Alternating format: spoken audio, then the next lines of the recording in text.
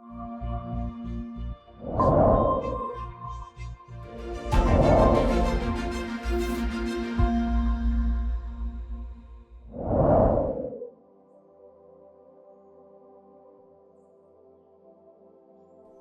कि आज का हमारा विषय है बोन्स हेल्थ, तो अभी हम बोन्स हेल्थ के लिए कुछ प्राणायाम का अभ्यास करेंगे। सबसे पहले हम कर रहे हैं कपालभाति प्राणायाम। इस प्रकार से आपको आ जाना है और आपको सांस छोड़ने पर ध्यान देना, सांस लेने पर ध्यान नहीं देना। कहने का मतलब यही है कि सांस लेने की आवाज़ नहीं आएगी, सांस छोड़ने की आवाज़ आएगी। तो आज हम इसको करते हैं 20 टाइम्स हम इसको कर रहे हैं। एक लंबी गहरी सांस अंदर लेंगे और झटके के साथ सांस छोड़ते जाएंगे।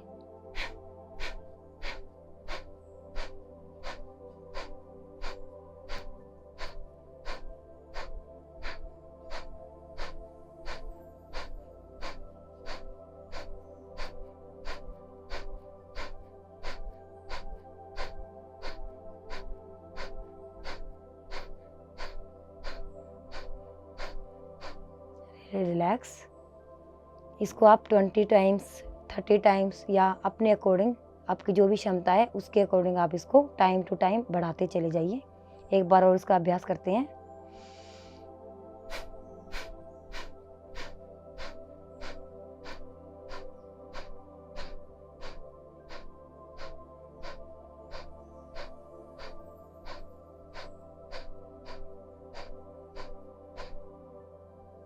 वापस रिलैक्स। आप देखेंगे इसका प्रभाव कि आपके पेट के अंदर कुछ गर्माहट आपको महसूस होगी। ये बहुत ही महत्वपूर्ण है और ये गर्माहट होनी भी ज़रूरी है। अगला प्राणायाम हम कर रहे हैं भस्त्रिका। भस्त्रिका करेंगे, उसमें आपको सांस को लेना और छोड़ना है और इसको थोड़ा सा आपको फास्ट करना है। हम जैसे हमने अनुलोम विलोम किया था इसी प्रकार से हम इसको हाथ को बनाएंगे और ऐसे करेंगे।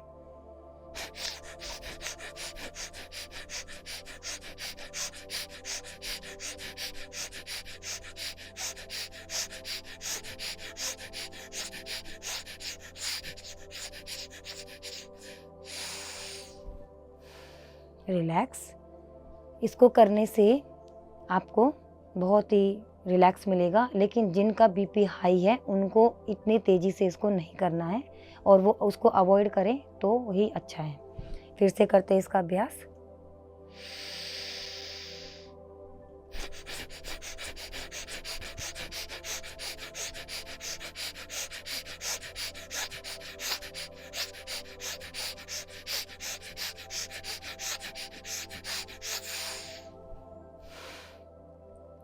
रिलैक्स करेंगे। अभी हम कर रहे हैं अनुलोम विलोम, बिना कुंभक के, बिना होल्ड किए हम अनुलोम विलोम करेंगे। सांस को लेना है हमें उल्टे नोस्ट्रल से और सीधे नोस्ट्रल से छोड़ देना है, और सीधे नोस्ट्रल से वापस लेना है और उल्टे नोस्ट्रल से छोड़ देना है। प्रैक्टिस करेंगे इसकी।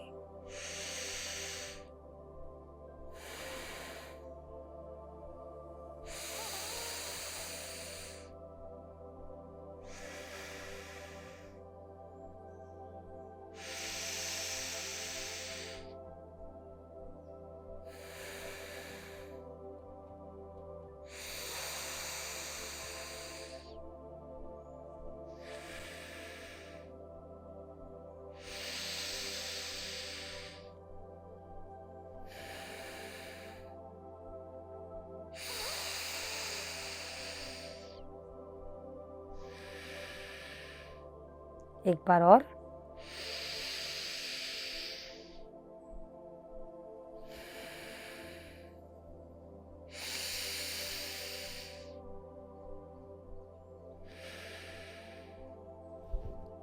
आपको इसमें ध्यान रखना है कि आप जितनी गति से सांस ले रहे हो उतनी गति से आपको सांस को रिलीज करना है। अब हम बात करते हैं मुद्रा के बारे में। हम सभी को पता है कि हमारा शरीर 5 तत्वों से बना है और हमारे 5 तत्व हमारी उंगलियों में ही समाहित हैं।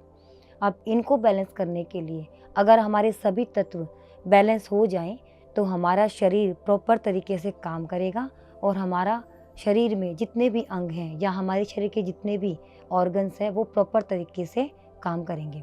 तो हमें क्या करना है, हमें अपने अंगूठों से चारों उंगलियों को इस प्रकार से बिल्कुल ज़ोर से भींचना है जिससे कि हमें कुछ दर्द महसूस हो। इस मुद्रा से, ये मुद्रा सारे के सारे हमारे जितने भी तत्व सबको बैलेंस करता है। शरीर में किसी भी तत्व का इनबैलेंस हो जाए तो हमारे शरीर में बीमारियां आ जाती हैं। तो इसको करने के लिए हम इस प्रकार से रखेंगे। आपको हाथों को लटकाना नहीं है, अपने घुटनों पर ही रखना है। इस प्रकार होल्ड करेंगे और बिल्कुल अपने हाथों की, अपनी उंगलियों को बिल्कुल टाइट आपको रखना है, अपने अंगूठों पर प्रेस करना है। इसी में रहेंगे कुछ क्षण, आंखें बंद।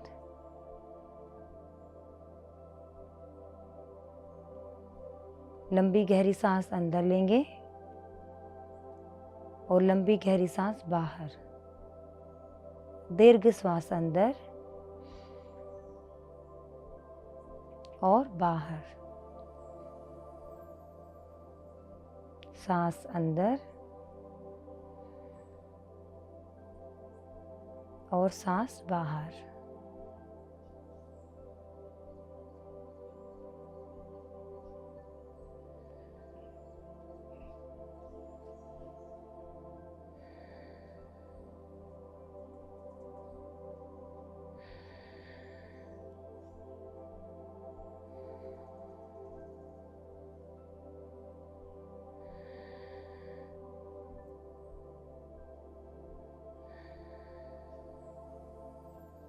रिलैक्स, वापस आएंगे। अब हम करेंगे आकाश मुद्रा। अपने मिडल फिंगर को हमें बिल्कुल मोड़ लेना है इस प्रकार से। अपने अंगूठे के लास्ट पॉइंट पर आपको उंगली के टिप को लगाना है और इस प्रकार से आपको होल्ड करना है। बिल्कुल ऐसा लगे आपको कि थोड़ा सा दर्द हो रहा है और बाकी उंगलियां बिल्कुल सीधी रहेंगी। रोकेंगे इसको।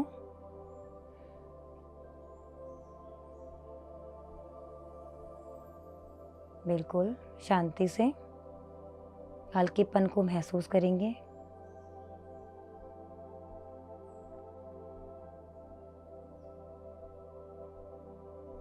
बिल्कुल शांत। अपनी प्राकृतिक सांसों पर ध्यान देते रहें।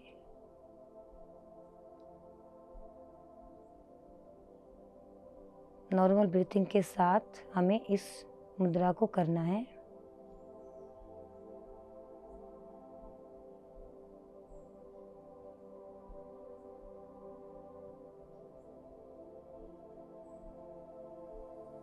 बिल्कुल शांत।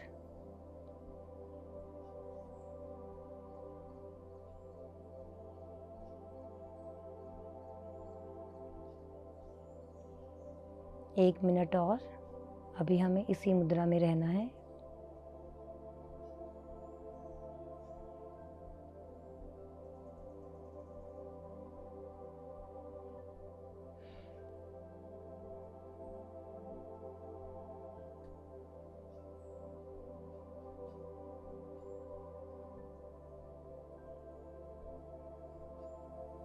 सांस लेंगे,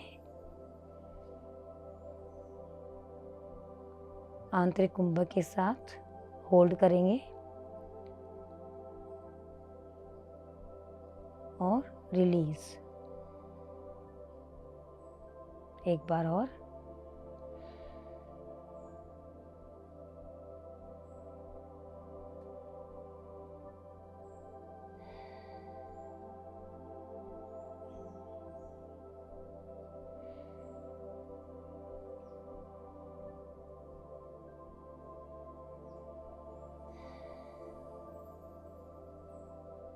रिलैक्स। धीरे धीरे आंखों को खोलेंगे। रिलैक्स। तो अभी हम बोन्स हेल्थ के बारे में, कुछ डाइट के बारे में बातें करेंगे। डाइट हमें क्या लेनी चाहिए और क्या नहीं लेनी चाहिए जिससे हमारी हड्डियां मजबूत हो जाएं। सबसे पहले गिलोई। सभी को पता है कि गिलोय की कुछ गोलियां भी आती हैं लेकिन मैं आपको प्रेफ़र करूँगी कि आप कोई भी गोलियाँ ना लेकर आप नेचुरल तरीके से जो गिलोय की बेल होती है उसका आप जूस बनाकर पिएँ या उसको पानी में उबाल कर पिएँ। वो आपको प्रॉपर तरीके से आपके हेल्थ को भी ठीक करेगा, आपको फ़ीवर अगर है तो फ़ीवर को भी ठीक करेगा। मोस्टली देखा गया है कि जिन लोगों को डेंगू होता है तो डेंगू में गिलोय की बेल पी जाती है। और गिलोय की बेल, क्योंकि डेंगू में होता क्या है कि बोन्स जो हमारी हैं वो बहुत ज़्यादा कमज़ोर हो जाती हैं, तो इसीलिए हमें गिलोय का यूज़ करना चाहिए। और दूसरा, आपको ड्राई फ्रूट्स का यूज़ करना चाहिए।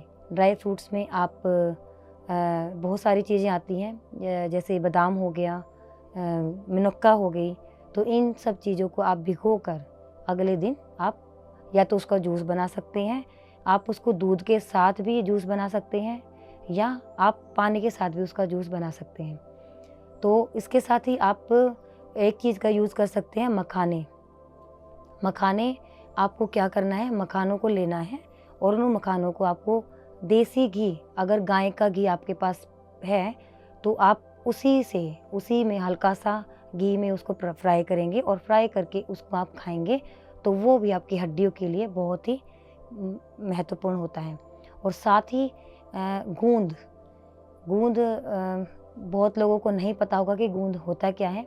गूंद पेड़ पर लगता है और जैसे गूगल का पेड़ है या किसी भी बहुत ऐसे पेड़ हैं जिनके ऊपर गूंद लगता है और उन गूंद को लेकर आपको उन गूंद को भी प्रॉपर मात्रा में लेकर आपको घी से ही उसको फ्राई करना है। और फ्राई करके, क्योंकि वो बहुत टाइट होता है, जब आप उसको फ्राई करते हो तो फ्राई करने के बाद वो बिल्कुल ही सॉफ्ट हो जाता है और आपको उसको कूटना है। और कूटने के बाद, फ्राई करने के बाद आपको आटा लेना है। आटा अगर आप मोटे अनाज का ले रहे हैं तो वो बहुत ही बेस्ट है। मिल्ट्स जो होते हैं, मोटा अनाज है, आप सारे मिक्स करके उस आटे को भूनोगे और भूनने के बाद गूंद के साथ मिलाओगे और मीठा मिलाकर आप उसको गूंद को तैयार कर सकते हैं। और आप साथ में उसमें बहुत सारे ड्राई फ्रूट्स भी डाल सकते हैं। तो गूंद हमारे बोन्स के लिए बहुत ही महत्वपूर्ण होता है। आपने देखा होगा कि जब लेडीज़ को बच्चा होता है तो बाद में उसको गूंद खिलाया जाता है, तो वो इसीलिए खिलाया जाता है क्योंकि उनकी जो हड्डियां हैं वो बहुत ही कमज़ोर हो जाती हैं, कैल्शियम की कमी हो जाती है, इस वजह से हम उनको गूंद खिलाते हैं। तो गूंद का भी आप यूज़ कर सकते हैं। और साथ ही साथ आपको ये बताना चाहूँगी कि आपको खट्टे फलों का यूज़ कम करना है।